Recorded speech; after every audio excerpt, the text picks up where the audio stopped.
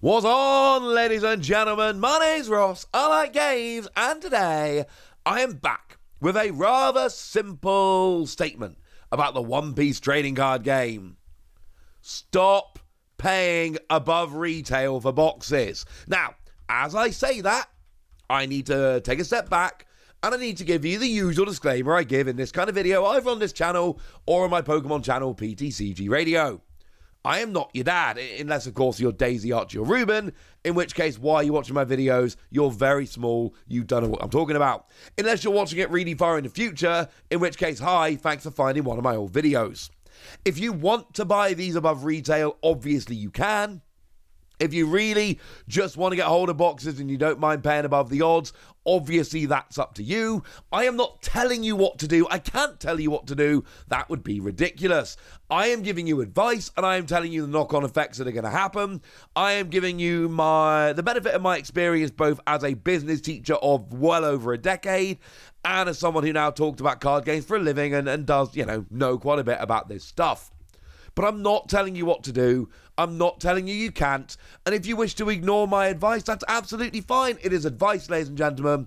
It is nothing more. With that disclaimer out of the way, yeah, stop buying Romance Dawn above retail. Come on. Just stop. Don't do it. Come on.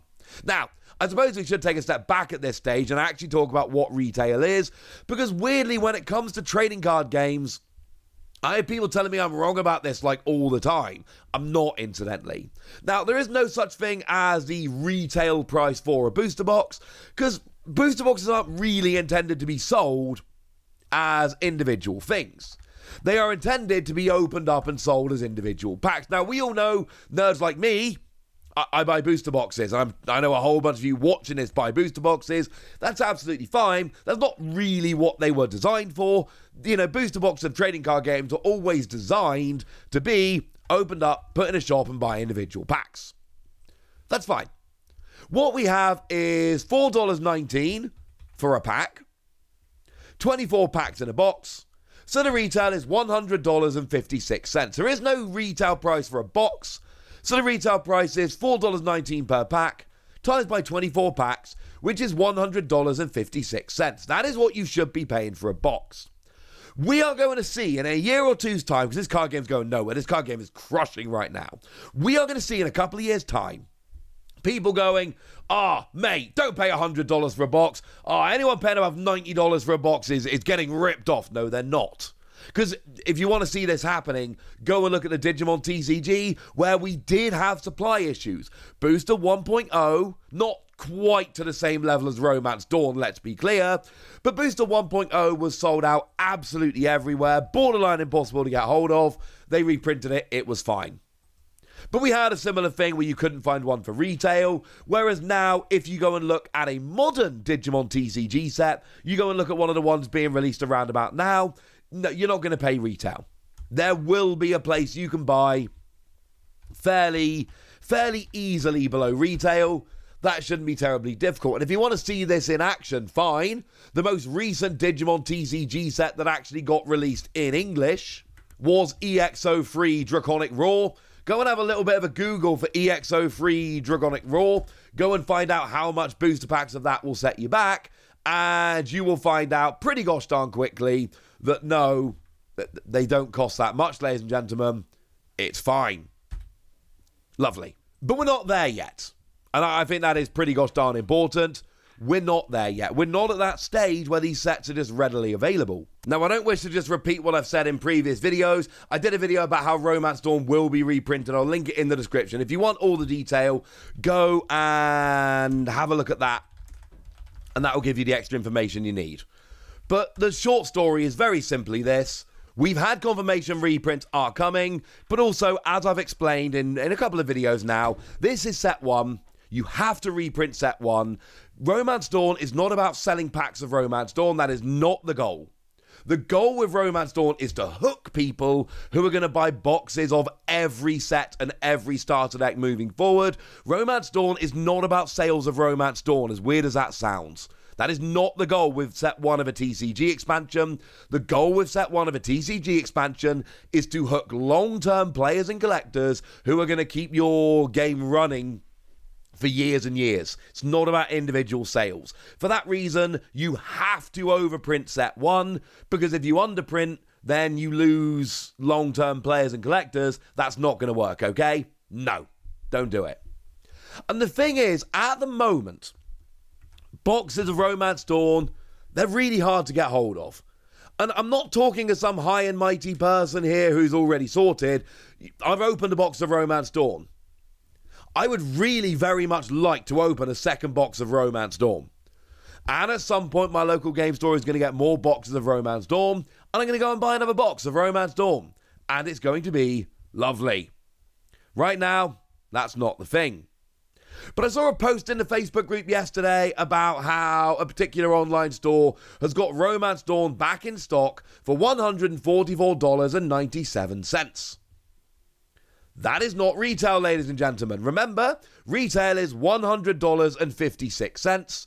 So this is $44.41 above retail, which is about 45% above retail. That's not good. That's very expensive. Now, they are about the only place at the moment that's got them in stock. Except they don't. I went and looked on the website, and they were out of stock. They've sold out. And here's the thing. This is not a good thing. Because essentially what that store has done, and I'm not going to name them because a billion different stores have done this. I'm not trying to pick on one store here. I'm trying to explain what's going on. But essentially what happened was that they went, oh, this is selling out. This is good. Well, hang on a second. If we put it up for retail at $100.56, it is going to sell out. So maybe we put it up at like $150. Well, I don't put it up at $150, put it up at $145, but then take 3 cents off. So this is close to $150, but it doesn't look like $150. It's a business tactic. We all use it. Okay, that makes perfect sense. And they're basically just making an extra, let's round it up, $45 on each box. And that $45 is pure profit. Their costs haven't increased. Now, let's be clear about this. There is a scenario in which, and this happened for Pokemon for a while, there is a scenario for which some distributors increase their prices, which means that shops have increased their costs, which means they do have to charge more. That does happen. I don't think it's happened with One Piece. I've not heard it happening with One Piece, but I am telling you that there is a possibility that that's happened. But assuming that hasn't, because I don't think it has for many, and I'm sure it hasn't for everyone, then what's essentially happening is that's pure profit. Their costs haven't increased. They're not paying any more money for anything. Same staff, same premises, same product costs. But now they've got an extra $45 of pure profit. They win, you lose. They're getting an extra $45 from you for doing no extra work, no extra costs. And again, I know there are exceptions. I know that for some shops there will be exceptions. Obviously, I'm not talking about those shops. But it's an extra $45 for doing nothing. And here's the thing. If we support these shops, then the other shops are going to go, well, hang on a second. That shop sold out for $145. Let's try $150. Oh, well, that shop sold out for $150. Let's try $155. And then the reprint's going to come. And these shops are going to go, well, hang on a second. Before the reprint, we sold these all day long at $145. Why don't we just sell them for $145 again? And if a bunch of shops start selling for $145, one of two things happens. Either everybody sells at $145, we as the consumers get screwed, or a few heroic shops go, mate, we don't need to sell at $145 anymore. Let's go back to selling at $100, and then they undercut and everybody is forced to bring their prices down. And it's hard to know which of those is going to happen. If we all refuse to buy above retail, no shop can charge above retail. We'll be fine. If, however, we're all happily paying 50, 70, 80, 100% above retail, then shops will keep charging that. And I know people are going to say, it's simple supply and demand. No, it's not. It's not simple supply and demand. There are much bigger factors at play here. Because it's a new card game where we're trying to build a player base and they're pricing people out. That's not simple supply and demand. There's all kinds of more considerations about just charging an extra 50%. Screwing over the players for pure profit. That's not simple supply and demand. Yes, obviously there is a very, very, very basic element here of things are selling out, let's charge more. But there's so many other factors at play here that go far beyond that. And the biggest thing here is very simply, if we keep supporting these stores that are selling above retail, they will keep selling above retail. And if this happens enough, everyone will follow suit and we will always be paying above retail. And that is a very bad thing. Hopefully, the reprints come and enough stores start selling below again, or, at retail, that we're fine. But if every store decides to sell above retail and we keep paying it, then that's what we're going to end up doing for ourselves. And look, I get it. I know you want more Romance Dawn. I want more Romance Dawn. I could pay above retail at the moment and get a box, and I want one. Seriously, go and look at the viewing figures for my opening of Romance Dawn on this channel. Compared to my average video on this channel, it is very much in my interest to buy and open a second box of Romance Dawn to see if I can get those kind of views again. I'm not going to do it because I'm not going to be supporting shops that go above retail. And here's my last point on this. Remember the shops that didn't. Right now, we know, I've shown you, stores can charge above retail for Romance Dawn. And people will pay it. And there are a lot of stores out there that are taking advantage of that. But let's not kid ourselves that everyone's doing it, because they're not. My local game store, Mad for Miniatures down in Cornwall, yeah, they charged me the price of a box. That's how much they charged me. And I paid that very happily. They didn't charge above retail. They could have done. They didn't. And there are a whole bunch of other stores out there that didn't. And what I'm saying to you is this. There is going to come a point, hopefully not that far down the road, where sets and everything for One Piece, the supply is going to meet the demand. Bandai are going to expand their production capacity, I'm assuming. That makes sense. And they're going to be able to print enough. We saw this with Digimon. Not quite to the same level, admittedly, but Booster 1.0 was sold out everywhere. You could not find that set for love nor money, and now EXO3 is readily available everywhere below retail. Seriously, I didn't even show you an example because it's so easy to find it below retail. It's going to happen, and when that happens, remember the stores that could have ripped you off but didn't, and remember the stores that went, oh, we can make some easy extra profit here, let's do it. But also talk to your local stores. If they are selling 50% above retail, have a chat. Say, hey, what's going on? And they might say, look, I'm really sorry, our distributors have increased their cost. We've had to charge a little bit more, we're really sorry. It might be that they've had to buy them in from a different place and it costs more. There are reasons why shops will cost more. And if you ask them and there is a good reason, they will tell you. And if I've got to pay 20% above retail because my local game store's prices have increased, I am absolutely fine with that. My local game store is awesome. If they use the phrase market price, that is basically their way of saying, look, mate, we can charge more, so we are. And if you really have to buy it now, and you might need to, and I'm not judging anyone for doing that, if you got to buy it now, by all means. If you want to pay above retail, pay above retail.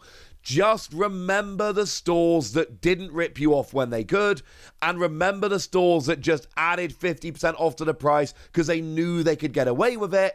And when stock is readily available, try and give your business to the good stores, would ya?